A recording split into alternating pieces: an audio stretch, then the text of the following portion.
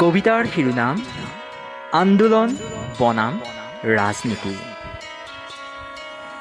আহ বুলিলেই ৰাইজ ওলাই আহিছিল জীৱন হাতত লৈ, নেওচি সকলো বাধা সহ্য কৰি প্ৰশাসনৰ দমন।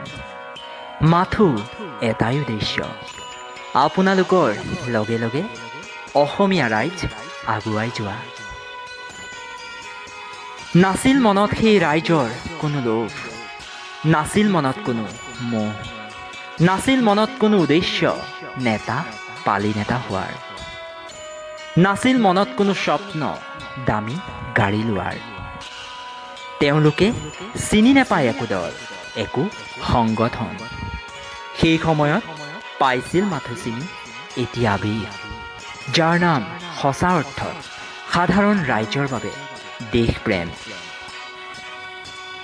দিন নাই ৰাতি নাই, সেই সময়ত অসমীয়া ৰাইজৰ খোৱা শোৱাৰ সময় নাই, কাৰণ ৰাজ্যে ব্যস্ত অসম ৰক্ষাত। আপোনালোকেই সেই আবেগৰ সৃষ্টি কৰিলে আৰু আপোনালোকৰ লগে লগে যুঁজি গ'ল সাধাৰণ জনতাই। কোনোজনে ডিঙিৰ শিৰ ফুলাই অসম ৰক্ষাৰ ভাষণ দিছিল, কোনোজনে আনৰ দুখত দুখী হৈ কান্দি পৰিছিল, কোনোজনে আকৌ কয় তেওঁ হেনো শুবই নোৱাৰা হ'ল ৩-৪ দিন ধৰি। কিন্তু সেই আবেগত লুকাই থকা স্বাৰ্থ অসমীয়া ৰাইজে চিনি নাপালে। অসমীয়াৰ স্বাৰ্থত অসম ৰক্ষাৰ আবেগত সঁচা অৰ্থত ওলাই আহিছিল বুকুত কেঁচুৱা লোৱা মহিলাৰ পৰা বৃদ্ধ বৃদ্ধালৈ। কিন্তু সেইসকল আছিল সঁচা অৰ্থত প্ৰকৃত যুঁজাৰু, যাৰ নাই কোনো স্বাৰ্থসিদ্ধিৰ লালসা, মাথো এটাই উদ্দেশ্য সকলো বিপদ নেওচি আগুৱাই যোৱা। বহুজনে ৰাইজৰ সৈতে সমদল উলিয়ালে, বহুজনে ৰাইজৰ হৈ থাকিম বুলি ৰাইজৰ মাজতে শপত ল'লে, বহুজনে বুকুত ঢকিয়াই ঢকিয়াই ৰাইজৰ মাজতে চকুলো টুকিলে।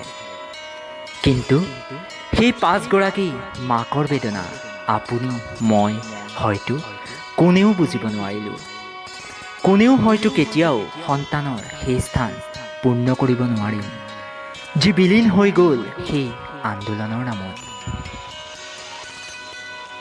দিন ৰাতি সলনি হ'ল, খৰালি গুচি বাৰিষা হ'ল, সকলো নিপাত নিতাল গ'ল আৰু সেই ৰাইজৰ মানুহ বুলি চিঞৰি চিঞৰি নিজৰ পৰিচয় দিয়াবোৰ কাৰোবাৰ ওচৰত ভাগে ভাগে সেও গ'ল।